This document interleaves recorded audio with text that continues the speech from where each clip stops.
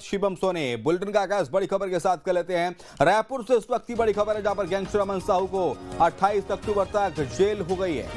Court ने फिर 10 दिन के लिए उसे जेल भेज दिया है।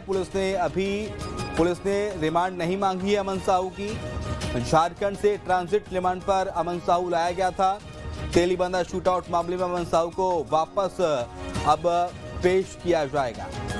गैंगस्टर अमन साहू को फिर से उसकी पूछताछ उससे होगी।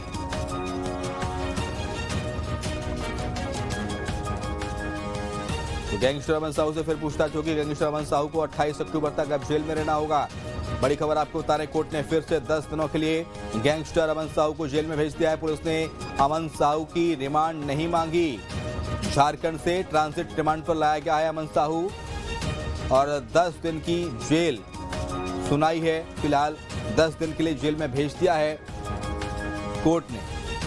अब 10 दिनों तक आरोपी जेल में ही रहेगा। गैंगस्टर अमन साहू को 28 अक्टूबर तक अब जेल में बिताने पड़ेंगे। हालांकि पुलिस ने अमन साहू की रिमांड कोर्ट से नहीं मांगी है। झारखंड से ट्रांजिट रिमांड पर गैंगस्टर अमन साहू को छत्तीसगढ़ लाया गया है। रिमांड के लिए उन लोगों ने प्रेयर नहीं किया है।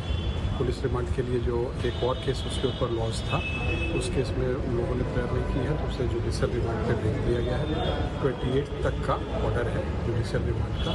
फिर सब्सिक्वेंटली अगर इस बीच में अगर पुलिस चाहती है पुलिस रिमांड के लिए, तो फर्दर अगर वो लोग प्रेयर करेंगे तो उसी अकॉर्डिंगली फिर हम लोगों का अपना स्टैंड होगा कि हम लोग पुलिस रिमांड को अपोज प्रीवियस टाइम भी किए थे। तो 14 से 19 तक का 5 दिनों का हम लोगों को रिमांड मिला था। आज रिमांड का डे कंप्लीट हो गया है और जुडिशियल रिमांड पे हो गया है।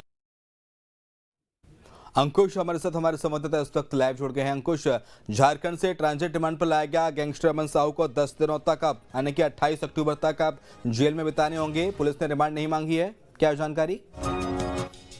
देखिए, अमन साहू को न्यायालय में एक बार फिर से पेश किया गया है। इसके पहले जब न्यायालय में पेश किया गया तो 5 दिन की रिमांड जो है रायपुर पुलिस को मिली थी और उस रिमांड के दौरान पूछताछ हुई है। अमन साहू जो है रायपुर पुलिस को मिली थी और उस रिमांड के दौरान का पूछताछ हुई है।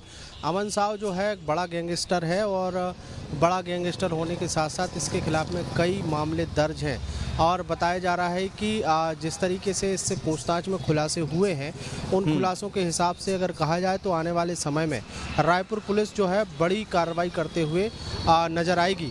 कहा यह गया है कि अमन साहू से जब पूछताछ की जा रही थी तो तेलीबांधा थाना इलाके में जो एक कारोबारी के संस्थान के बाहर जो गोलीबारी हुई थी, गाड़ियों पर गोलियां बरसाई गई थी और ये पूरी घटना जो सीसीटीवी में कैद हुई थी, उसके अलावा भी कई कारोबारियों को धमकाने की बात जो है वो भी निकलकर सामने आई है। दूसरी महत्वपूर्ण बात यह है कि झारखंड के अलावा मध्य प्रदेश और छत्तीसगढ़ के युवाओं को ये अपनी गैंग में शामिल कर रहा था और अपनी गैंग में शामिल करके कई जगहों पर व्यापारियों को धमकाना, उनसे एक्सटॉर्शन मांगना, ये तमाम काम जो है वो लगातार करते हुए आ रहा था।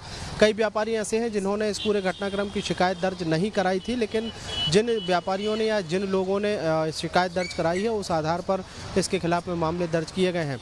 फिलहाल आज 5 दिन की रिमांड खत्म हुई थी। उस रिमांड के बाद एक बार फिर से उसे जब न्यायालय में पेश किया गया तो न्यायालय ने उसे 10 दिनों की जुडिशियल रिमांड पर भेज दिया है और गंज थाना पुलिस ने पुलिस को जो रिमांड मांगनी थी वो उन्होंने अभी रिमांड नहीं मांगी है, क्योंकि तेलीबांधा थाना क्षेत्र में जो घटनाएं घटित हुई थी उन घटनाओं में पूछताछ के दौरान कई बड़े खुलासे हुए हैं।